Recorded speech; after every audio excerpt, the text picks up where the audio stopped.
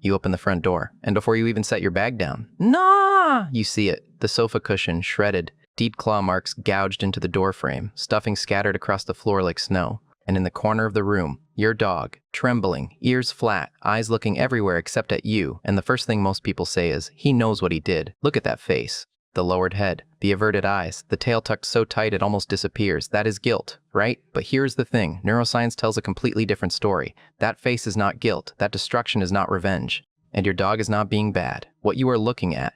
Chapter Math of a Panic Attack. In 2006, researchers Parthasarathi and Crowell-Davis cataloged the behaviors dogs display when separated from their owners. They found 3 distinct categories: physical destruction, tearing, chewing, scratching, uncontrolled elimination, urination and defecation that only happens when you are gone, and continuous vocalization, barking, howling, whining that starts the moment the door closes. These are not random acts of mischief. They are a syndrome. And here's the detail that changes everything. When researchers mapped where the destruction happens, it is not random. It is not your most expensive shoes. It is not the new couch. It is the door, the window, the fence, the exit points. Your dog is not destroying things out of spite. Your dog is trying to get to you. In 2016, Ogata published a systematic review that made a critical distinction most owners never hear about. Separation anxiety and isolation distress are not the same thing. They look similar on the surface, but underneath, they run on entirely different mechanisms. Separation anxiety is about one specific person, you. Your dog forms an intense, singular bond, and when that bond is physically broken, even temporarily, the brain registers it as a threat, not an inconvenience. A threat. Leave a friend with your dog and nothing changes. The panic stays, because it was never about being alone. Isolation distress is different. It is a general fear of being alone. Any companion, another dog, a cat, even a stranger, reduces the stress. The mechanism is different. The solution is different. And confusing the two can mean months of the wrong approach. But that is only the behavioral layer. But here's where it gets deeper. What actually happens inside your dog's body? The moment you close that door? In 1999, Lund and Jorgensen measured cortisol levels in dogs left alone. Within 30 minutes, talking cortisol nearly doubled. Not a gradual increase, a spike. The same kind of hormonal surge you would see in a human experiencing acute stress. This is not frustration. This is not boredom. This is a body preparing for an emergency that is not coming. In 2010, Palestrini and colleagues went further. They recorded dogs on video and fitted them with heart rate monitors from the moment their owners left. What they found was striking. Panic behavior peaks in the first 3 to 10 minutes. Heart rate does not just rise, it spikes. And here's the critical detail. The cardiac arousal begins before the destruction starts. The body panics first, the behavior follows. And even when the barking stops, tray me. Even when the scratching fades, tray me. Even when your dog finally lies down and appears calm, tray me. The cortisol does not drop. The body stays in a state of alert, quiet on the outside, flooding on the inside. Your dog is not resting. Your dog is waiting. But cortisol is only a symptom. It tells you the body is stressed. It does not tell you why. And the answer to why lies deeper. And neural circuits so old they predate language, predate civilization, predate the species boundary between you and your dog. In 2011, neuroscientist Jacques Panksepp mapped what he called the panic GRE system, a neural circuit that exists in every mammalian brain. It activates when an individual is separated from its attachment figure. And here's what makes this extraordinary. The circuit is virtually identical in rats, dogs, and humans. Same brain regions, same neurochemicals, same desperate activation when the bond is broken. Overall, and colleagues took this even further. They compared canine separation anxiety against the diagnostic criteria for human panic disorder. Point by point, the symptoms matched. Rapid heart rate, hyperventilation, uncontrollable distress, loss of bodily function. This is not bad behavior. This is not a training problem.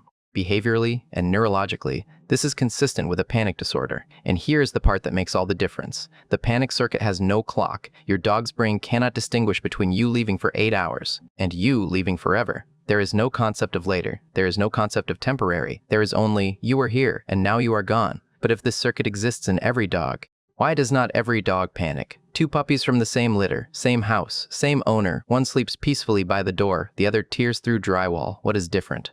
In 2011, Konak and colleagues adapted a test originally designed for human infants, the strange situation test, for dogs. They observed how dogs behaved when separated from their owners and then reunited. They found 3 distinct attachment styles: secure, calm during separation, happy at reunion; anxious, ambivalent, extremely distressed during separation, conflicted at reunion; and avoidant, seemingly indifferent, but with elevated stress hormones underneath. Dogs with anxious attachment do not just miss you, they unravel. The scratching at the door, the relentless barking, the shredded cushions, these are not choices. They are the outward expression of an internal bond that never learned to feel secure, not bad behavior, insecure attachment. And if this sounds familiar, it should.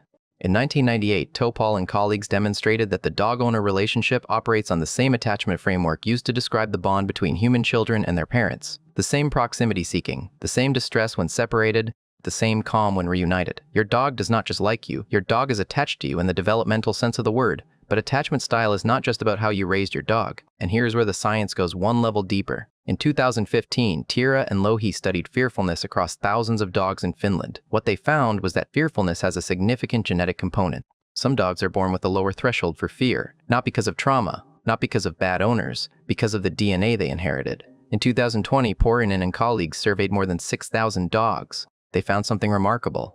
Dogs with noise sensitivity, those who panic at thunderstorms, fireworks, loud bangs, were far more likely to also have separation-related distress. The two conditions co-occur at rates too high to be coincidence. Storingen and colleagues in 2014 put a number on it. Dogs that are fearful of loud noises are 3 times more likely to show separation anxiety. 3 times. Not a small effect, not a trend. A tripling of risk. And the implication is profound. It is not 2 separate problems. It is the same vulnerable brain. But here is the part no one talks about. That guilty look. The one your dog gives you when you walk through the door and see the damage, the lowered eyes, the tucked tail, the slow creeping approach. That is guilt. Is it not? In 2009, Alexandra Horowitz designed a now famous experiment. She set up a scenario where some dogs broke a rule and others did not. Then she had owners scold their dogs, sometimes accurately, sometimes not. The result? Dogs displayed the guilty look based on whether the owner was angry, not based on whether they had actually done anything wrong. Dogs who were completely innocent looked just as guilty as those who had misbehaved. The look had nothing to do with guilt. What your dog is showing you is called appeasement behavior. It is a submissive display triggered by your tone, your posture, the tension in your body. Your dog is not saying, "I am sorry." Your dog is saying, "Please do not be angry." It is not an admission of wrongdoing. It is conflict reduction, an ancient social strategy designed to de-escalate. And this is where it becomes critical. In 2001, Flanagan and Dodman studied the effect of punishment on dogs with separation-related behaviors. The finding was unambiguous. Punishment after returning home does not reduce the behavior. It makes it worse. Here is the loop. Your dog panics while you are gone, destroys things. You come home, you punish. Now your dog has 2 sources of fear. Fear of being alone and fear of you coming back the next time you leave. The panic is worse, the destruction is worse, and the punishment escalates. It is not a discipline problem getting solved. It is a feedback loop getting tighter.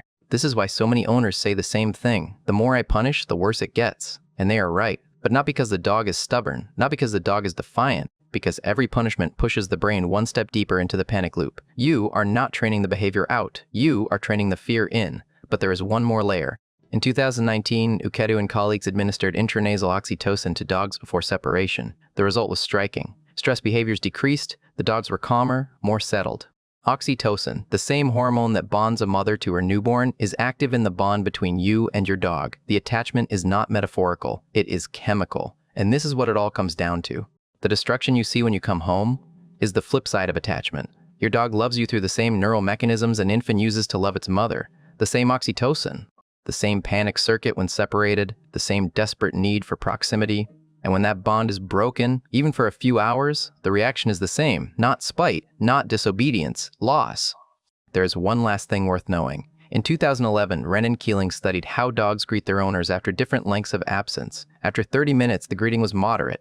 After 2 hours, it was significantly more intense. More tail wagging, more physical contact, more excitement. But after 4 hours, no difference from 2 hours. None. Dogs do not measure time the way you do. Beyond a certain threshold, every absence is simply long. There is no difference between an afternoon and a full day. There is no internal clock counting the hours. Every time you leave for work, to your dog, it is a farewell with no promise of return. Now, one thing worth paying attention to. If your dog destroys things only when you are gone, if the damage concentrates at doors and windows, if there is urination or defecation that never happens when you are home, if the barking starts within 10 minutes of you leaving, this is not a discipline problem. These are the behavioral markers of separation-related distress. And if the behavior escalates, if your dog injures themselves trying to escape, if they jump from balconies, if they break through glass, please see a veterinary behaviorist. This is not something to manage with tips from the internet. This is a condition that, in severe cases, requires professional intervention. What does help? Gradual desensitization. Start with separations of 30 seconds, then a minute, then 5. Do not make leaving dramatic. No long goodbyes, no guilty looks of your own. Do not make coming home a celebration. Keep it quiet, neutral, and slowly. D. Build positive associations with alone time, a puzzle toy, a familiar blanket. Something that says, being alone does not mean being abandoned. So, let us go back to that moment. You open the front door, the cushion is shredded, the door frame is scarred. And your dog is in the corner, trembling, every claw mark on that door frame. C is not a sign of a bad dog. It is the trace of an ancient neural circuit, one shared by every mammal that has ever formed a bond, screaming a single message: do not leave me, next time you come home to the wreckage. Before you raise your voice, Jack you. Before you point at the mess, Jack you. Remember, your dog did not destroy your house because they are angry at you, they destroyed it because they love you so much. That the space you leave behind is something their brain cannot survive quietly. That is not bad behavior, that is bond, and it is written into every circuit they have.